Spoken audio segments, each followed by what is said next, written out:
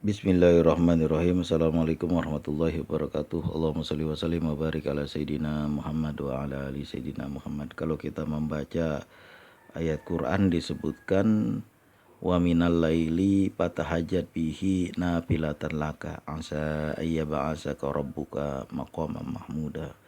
Dan dari sebagian malam, wa minal laili, min itu dalam Alfiya Ibnu Malik gunanya banyak. Ba'id wa bayin wa tadi fil amkinah bimin wa qata'ti dil ajminah. Jadi min itu ada yang fungsinya untuk menyatakan awal dari suatu tempat. Subhanallazi asra bi abdihi lailam minal masjidil haram. Min itu maknanya bermula, dimulain, bermulanya perjalanan, minal laili.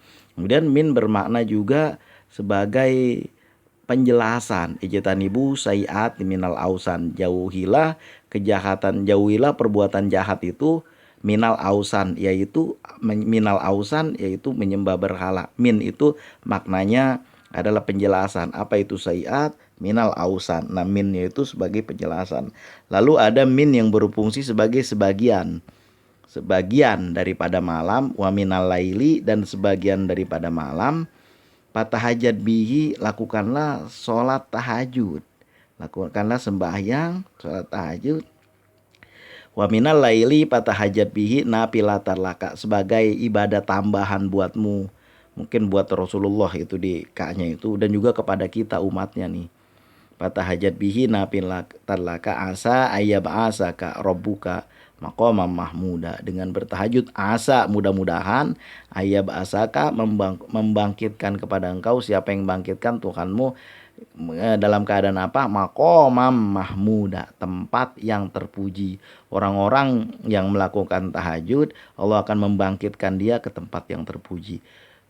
Bukan hanya nanti di akhirat, tapi di dunia ini tetap itu orang-orang yang melakukan tahajud secara istiqomah, itu Allah akan menempatkan dia di tempat yang terpuji, baik di karir, keseharian, di dalam masyarakat itu terpuji. Ada orang yang pangkatnya tinggi, ada orang yang kekayaannya banyak tapi terhina.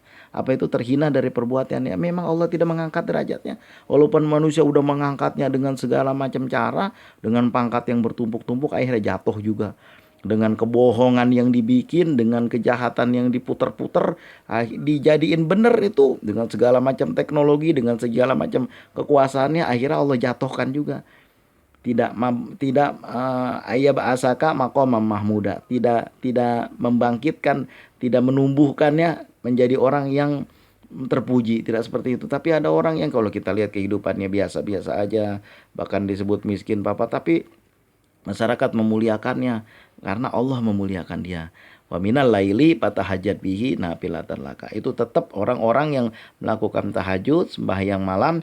Rasulullah mengajarkan orang yang sembahyang malam itu lakukan yang paling ringan dulu.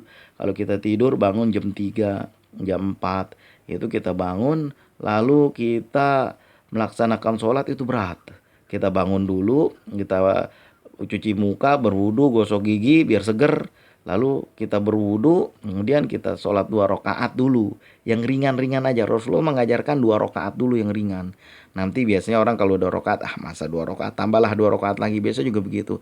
Nah, apa gunanya? Asa ayyab'asaka, mudah-mudahan Tuhanmu membangkitkanmu dalam keadaan yang sangat yang terpuji. Di mana aja itu terpujinya? Dulu waktu saya masih pesantren, itu dibangunkan tahajud rame-rame, sama-sama tahajud malam-malam tuh rame-rame, semua tetap tahajud. Kayak saya juga nggak ngerti ya, cuma namanya juga anak masih baru lulus SD, ada keenakan tersendiri tahajud itu. Tapi lama-lama ya ngantuk. Lama-lama berhari-hari, seminggu, 2 minggu, sebulan, namanya ngantuk. Tapi tetap dipaksain itu sampai bertahun-tahun. Dan saya nggak pernah menyangka ketika itu memang betul-betul terasa. Ayyab'asa korobuka maqamam mahmudanya itu terasa. Ketika saya berada di mana aja itu, di tempat, alhamdulillah, di tempat yang mulia. Dan ketika lulus dari pesantren, saya udah tidak menjalankan tahajud lagi. Terasa kehidupan itu susah, terasa itu disepelekan aja, terasa itu semuanya. Tapi ketika mendawamkan tahajud, itu ayyab'asa korobuka maqamam mahmudanya itu terasa dalam kehidupan kita. pada waktu tahajud itu kan sepi, hening, nggak ada apa-apa. Kita berdoa langsung kepada Allah. Lalu kita membaca sholawat, kadang-kadang kita membaca, biasanya kalau pada saat itu disuruh membaca surat Muhammad dan surat Yasin pada malam-malam itu. Setelah melakukan sholat tahajud itu biasanya begitu. Surat Yasin dibaca, itu jadi surat Yasin itu dibaca tiap malam, tiap hari itu, tiap malam itu habis sholat tahajud ya baca surat Yasin, lalu baca surat Muhammad. Saya juga nggak tahu apa, sampai-sampai itu saking bertahun-tahunnya itu surat Muhammad sampai hafal. Surat Yasin sampai hafal karena walaupun nggak baca dengerin, dibaca oleh kawan-kawan yang membaca, dan itu diperdengarkan ke kita sehingga menjadi hafal. Dan ketika turun ke masyarakat udah nggak di pesantren lagi, itu terasa betul itu memang.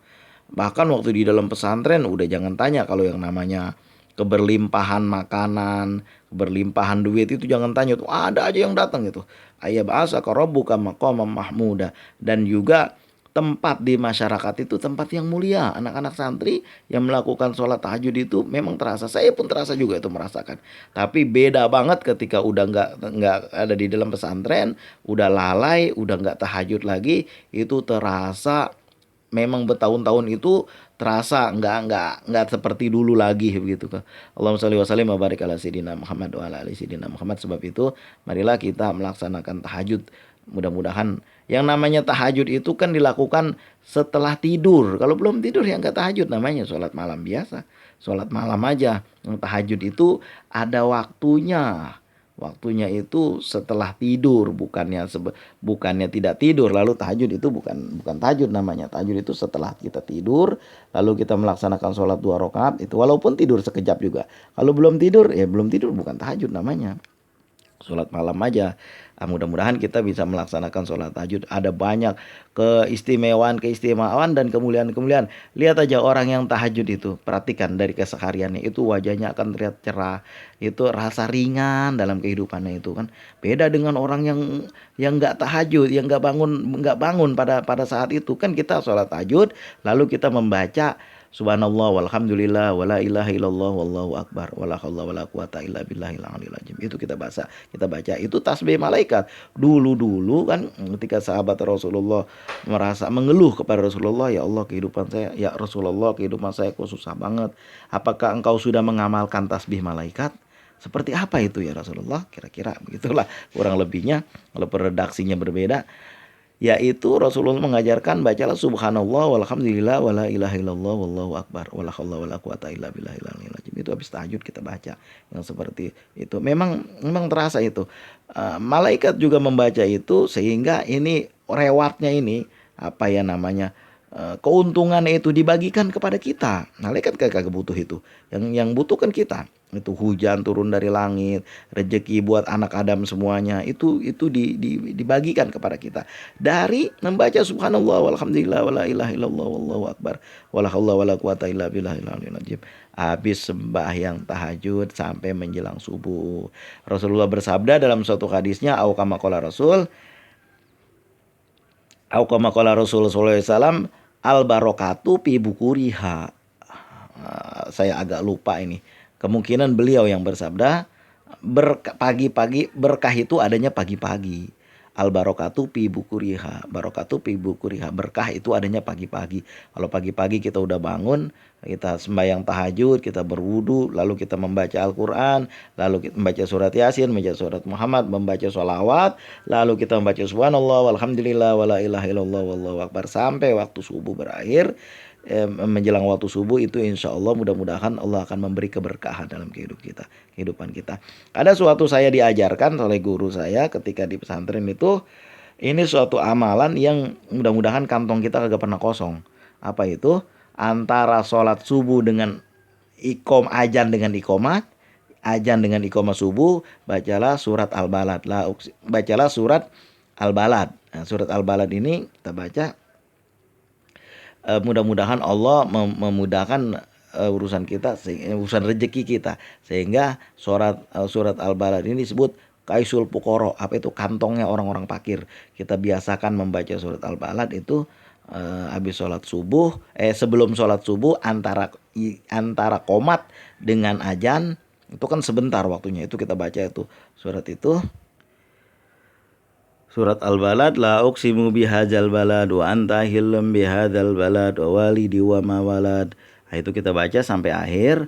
Mudah-mudahan itu kantong kita nggak kosong-kosong. Dulu saya waktu masih kuliah itu pernah mengamalkan itu. Ketika saya merasa udah akhir-akhir kuliah itu udah kiriman pun udah hampir nggak ada dari orang tua, pekerjaan nggak ada, sementara eh, koas lagi berlangsung, sementara skripsi sih udah selesai, udah dibuat. Itu di universitas yang lain, jadi 2 universitas itu berhasil saya buat, dan alhamdulillah itu lulus berturut-turut dalam 1 tahun ini, lulus universitas bidang agama, kemudian tahun depan alhamdulillah lulus universitas bidang umum. Itu saat itu udah kesusahan karena kiriman gak ada, itu yang saya baca, la uqsimu bihadzal balad wa anta hilum bihadzal balad, itu saya baca sampai akhir. Alhamdulillah antara ajan subuh dengan iqomah itu saya baca terus menerus. Alhamdulillah nggak pernah kosong, duit tetap aja ada. Mudah-mudahan ini kita baca ini, semoga Allah mudahkan segala urusan kita, menjauhkan segala kesulitan. Inilah amalan-amalan subuh, karena subuh kita bangun pagi itu, subuh itu disaksikan para malaikat. Kalau kita nggak sembahyang subuh, malaikat juga ngelihat kita nggak sembahyang subuh, dan malaikat tentu akan mengutuki kita nih, orang nggak pada sembahyang subuh. Al barokatu fi bukuriha, berkah itu adanya pagi-pagi. Saya merasakan itu ketika saya jualan, bangun pagi itu alhamdulillah rezeki itu selalu ada. Selalu ada rameh yang beli itu. Terima kasih atas segala perhatian. Mohon maaf atas segala kekurangan. Allahumma shalli wa sallim ala sayyidina Muhammad wa ala ali sayyidina Muhammad. Allahumma shalli wa sallim ala sayyidina Muhammad wa ala ali sayyidina Muhammad sallallahu ala Muhammad sallallahu ala Muhammad. Assalamualaikum warahmatullahi wabarakatuh.